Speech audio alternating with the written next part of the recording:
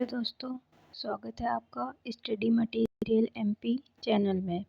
तो आज हम देखेंगे बीए, बीएससी, बीएचएससी का वोकेशनल कोर्स जो होता है हेल्थ केयर, जिसे बोला जाता है पोषण आहार भी, उसका फर्स्ट यूनिट के क्वेश्चन आंसर। तो सबसे पहले हम अपना सिलेबस देख लेते हैं। इकाई फर्स्ट है जन स्वास्थ्य एवं पोषण, जिसके टॉपिक ये रहे स्वास्थ्य व पोषण कार्यक्रमों का इतिहास व विकास, क्षेत्र व प्राधिकार, शासकीय मंत्रालय व अशासकीय संगठन, महिला व बाल विकास WCD, स्वास्थ्य मंत्रालय और फूड कॉरपोरेशन ऑफ इंडिया। उसके बाद थर्ड टॉपिक भी है विभिन्न कार्य क्षेत्रों में पोषण विशेषज्ञ, पोषण स्वास्थ्य पेशेवरों का कार्य विस्तार। उसके बाद ये रही सेकंड यूनिट स्वास्थ्य देखभाल प्रणाली, जिसके अंदर दो टॉपिक है स्वास्थ्य स्तर के निर्धारक, स्वास्थ्य के संकेतक, समुदाय के स्वास्थ्य देखभाल, समुदाय की प्राथमिक स्वास्थ्य देखभाल, राष्ट्रीय स्वास्थ्य देखभाल की वितरण प्रणाली। तीसरी यूनिट है पोषण संबंधी स्वास्थ्य समस्याएं, और इसके अंदर के टॉपिक रहे ये 3। ठीक है, इसके बाद में हम अपने क्वेश्चंस देख लेते हैं कि परीक्षा के लिए महत्वपूर्ण प्रश्न कौन कौन से हैं। तो फर्स्ट यूनिट के क्वेश्चन हैं ये। फर्स्ट यूनिट के क्वेश्चन में के अंदर भी क्वेश्चन हैं, जैसे कि ये देख सकते हो आपके सामने है।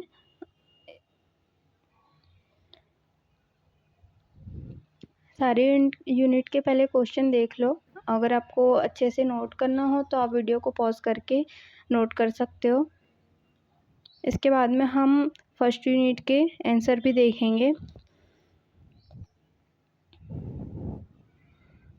ये है फर्स्ट यूनिट कौन सी है? जन स्वास्थ्य एवं पोषण। तो जन स्वास्थ्य एवं पोषण के क्वेश्चन आंसर देखेंगे हम। तो पहला क्वेश्चन है कि स्वास्थ्य व पोषण कार्यक्रमों का इतिहास लिखिए। तो स्वास्थ्य व पोषण कार्यक्रम का इतिहास, ये फर्स्ट यूनिट का एक इम्पोर्टेंट क्वेश्चन है। आज हम इम्पोर्टेंट क्वेश्चन भी देखते हुए चलेंगे। तो वीडियो अगर अच्छी लगी तो वीडियो को लाइक और चैनल को सब्सक्राइब ज़रूर करें। तो ये रहा स्वास्थ्य देखभाल प्रणाली। इसके अंदर टॉपिक भी है सार्वजनिक स्वास्थ्य। वीडियो को पॉज करके आप पढ़ सकते हो।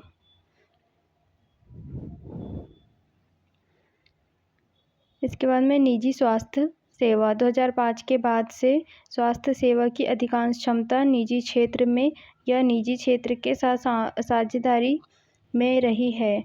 निजी क्षेत्र के देश में 58% अस्पतालों में 29% बेड और 81% डॉक्टर शामिल है।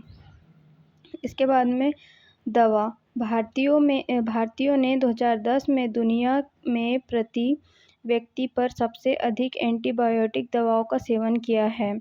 2018 में देश में कई एंटीबायोटिक्स बिक्री के लिए उपलब्ध थे, जिन्हें भारत में या मूल देश में अनुमोदित नहीं किया गया था, हालांकि यह निषिद्ध है। 2017 में एक सर्वेक्षण में पाया गया कि 3.16% दवाइयाँ घटिया है और 0.0245% नकली थी। कुछ दवाएं अनुसूची H1 पर सूचीबद्ध है, जिसका अर्थ है कि उन्हें डॉक्टर के पर्चे के बिना बेचा नहीं जाना चाहिए। फार्मासिस्ट को निर्धारित चिकित्सक और रोगियों के वितरण के साथ बिक्री का रिकॉर्ड रखना चाहिए। शहरी स्वास्थ्य। 2001 में भारत की शहरी शताब्दी 285 मिलियन से बढ़कर 2011 में 377 मिलियन, मतलब कि 31% हो गई। 2026 तक यह बढ़कर 535 मिलियन, मतलब 38% होने की उम्मीद है। संयुक्त राष्ट्र का अनुमान है कि 2075 तक 875 मिलियन लोग भारतीय शहरों और कस्बों में रहेंगे। यदि शहरी भारत एक अलग देश होता तो यह चीन, भारत और संयुक्त राज्य अमेरिका के बाद दुनिया का चौथा सबसे बड़ा देश होता। 2011 की जनगणना के आंकड़ों के अनुसार भारत में लगभग 50% शहरी निवासी 0.5 मिलियन से कम आबादी वाले शहरों और शहरों में रहते हैं। 4 सबसे बड़े शहरी समूह ग्रेटर मुंबई, कोलकाता, दिल्ली और चेन्नई भारत की शहरी आबादी का 15% हिस्सा है। इसके बाद प्रश्न नंबर 1 के अंदर ही एक और क्वेश्चन है, राष्ट्रीय पोषण मिशन की शुरुआत कब हुई थी। तो क्वेश्चन नंबर पहला तो बहुत ज़्यादा इम्पोर्टेंट है, जिसमें स्वास्थ्य और पोषण कार्यक्रमों का इतिहास और विकास के बारे में पूछा गया है और ये उसी क्वेश्चन के अंदर में है, तो आप इसे भी देख सकते हो, लेकिन क्वेश्चन फर्स्ट बहुत ज़्यादा इम्पोर्टेंट है, आप उसको याद कर ही लेना। इसके बाद में है क्वेश्चन फर्स्ट के अंदर ही भारत में स्वास्थ्य योजनाएं क्या क्या है, समझाइए।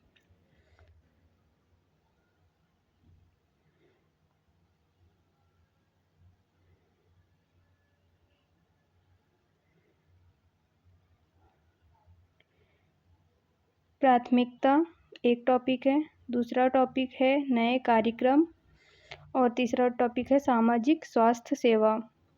भारत में स्वास्थ्य योजनाएं, तो भारत में स्वास्थ्य योजनाएं कौन कौन सी है, तो हम देखेंगे भारत में स्वास्थ्य योजनाएं है जननी सुरक्षा योजना। जननी सुरक्षा योजना जो कि 2005 में आई थी और उसके बाद चलाई गई थी, और उसके बाद में है प्रधानमंत्री सुरक्षित मातृत्व अभियान 2016 में आई थी। ठीक है, उसके बाद तीसरा है मिशन इंद्रधनुष जो कि 2014 में आई थी। उसके बाद हम देखेंगे चौथे नंबर की योजना है पोषण अभियान जो कि 2018 में आई थी। ठीक है, उसके बाद में पाँचवा में कौन सी है, राष्ट्रीय बाल स्वास्थ्य कार्यक्रम, ये राष्ट्रीय बाल स्वास्थ्य कार्यक्रम। उसके बाद है प्रधानमंत्री मातृत्व वंदना योजना।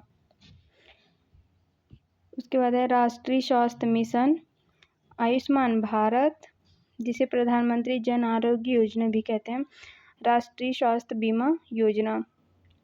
उसके बाद में है दूसरा क्वेश्चन है, ये रहा आपके सामने, आयुष्मान भारत योजना क्या है, आयुष्मान भारत योजना क्या है। तो ये रहा उसका आंसर, आप वीडियो को पॉज करके देख लेना। उसकी विशेषताएं जो है 2 है, राष्ट्रीय स्वास्थ्य सुरक्षा योजना और दूसरी है कल्याण केंद्र। उसके बाद देखेंगे हम दूसरा क्वेश्चन जो है उसका, जननी शिशु सुरक्षा योजना की विशेषताएं लिखिए। जननी शिशु सुरक्षा योजना की विशेषताएं ये है,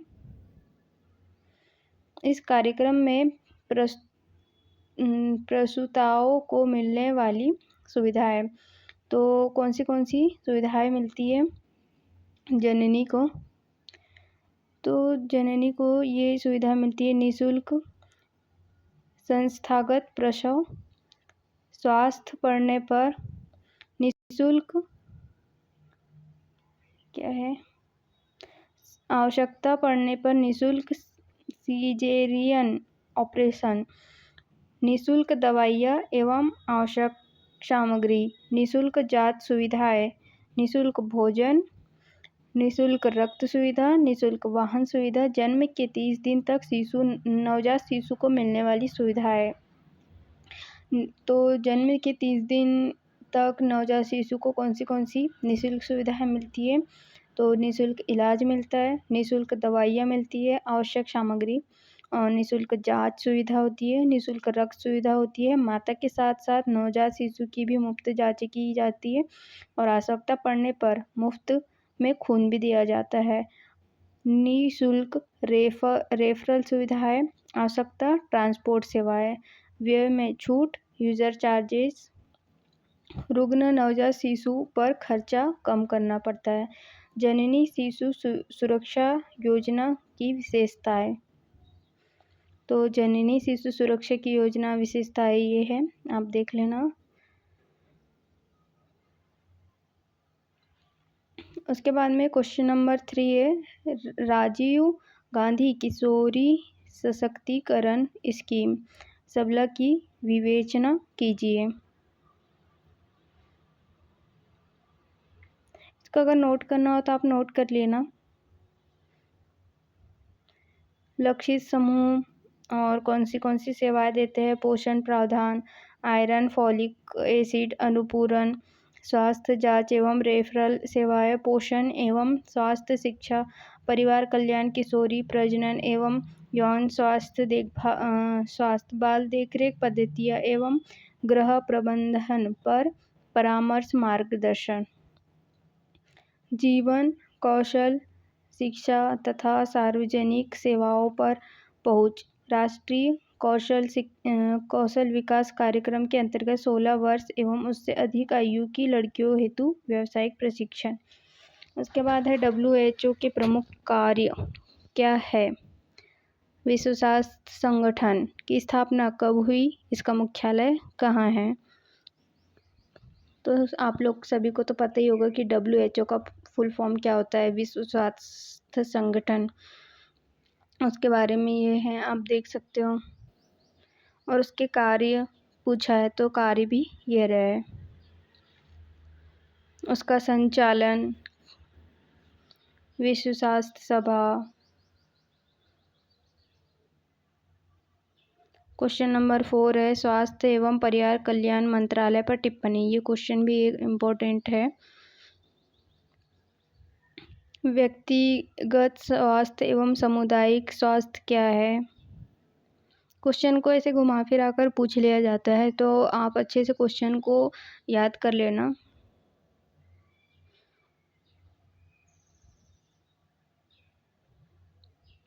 सामुदायिक स्वास्थ्य कर्मचारी इसका टॉपिक है, और प्राथमिक स्वास्थ्य केंद्र,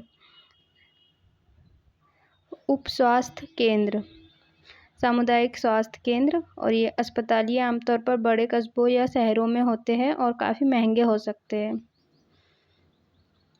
राष्ट्रीय बाल स्वास्थ्य कार्यक्रम। इसके बाद में है क्वेश्चन नंबर 4 का महिला एवं बाल विकास योजना। ये क्वेश्चन भी इम्पोर्टेंट है। नीति की पहल। राष्ट्रीय जन सहयोग एवं बाल विकास संस्थान। अधिकार क्षेत्र, कौन से अधिकार क्षेत्र होते हैं।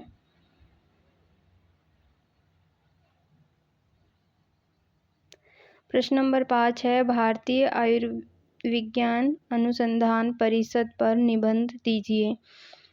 ICMR क्या है और इसके कार्य, उसका इतिहास और ये रहा कार्य। इसके बाद में क्वेश्चन नंबर 5 का भारतीय चिकित्सा परिषद क्या है और इसके कार्य लिखिए। तो ये है उद्देश्य उसके, और ये है कार्य एवं भूमिका।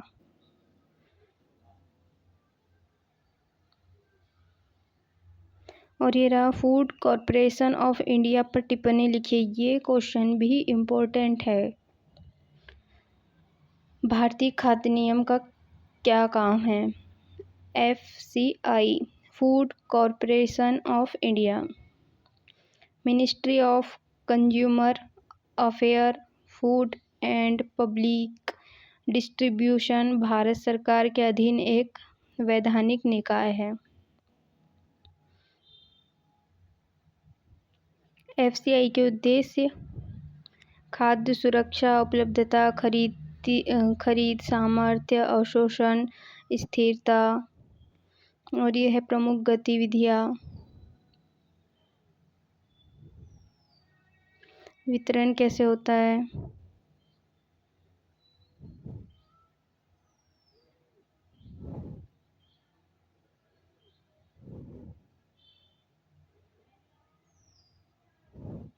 तो तो वीडियो आपको कैसी लग रही है? अगर वीडियो आपको अच्छी लग रही हो, कुछ हेल्प मिल रही हो वीडियो से, तो आप वीडियो को लाइक और चैनल को सब्सक्राइब ज़रूर करें और अपने फ्रेंड के साथ भी शेयर करें। प्रश्न नंबर 6 है, पोषण विशेषज्ञ से आप क्या समझते हैं? विभिन्न कार्य क्षेत्रों में पोषण विशेषज्ञ पोषण स्वास्थ्य पेशेवरों का कार्य विस्तार से व्याख्या करना है। तो ये क्वेश्चन नहीं उतना, हाँ ये भी क्वेश्चन इम्पोर्टेंट है क्योंकि ये यूनिट फर्स्ट जो है उसके अंदर टॉपिक में जो क्वेश्चन दिए हुए हैं तो वो क्वेश्चन ज़्यादा इम्पोर्टेंट होंगे।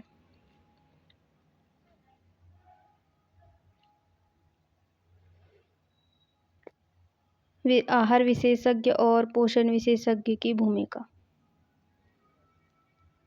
आहार विशेषज्ञ और पोषण विशेषज्ञ के आवश्यक कौशल: व्याख्या कौशल, प्रबंधन कौशल, व्यवहार पढ़ने का कौशल, लोक कौशल और संचार कौशल। इसके बाद में फर्स्ट यूनिट तो ख़त्म हो गई है, तो अब सेकंड यूनिट जो है अगले वीडियो में लेकर आएंगे।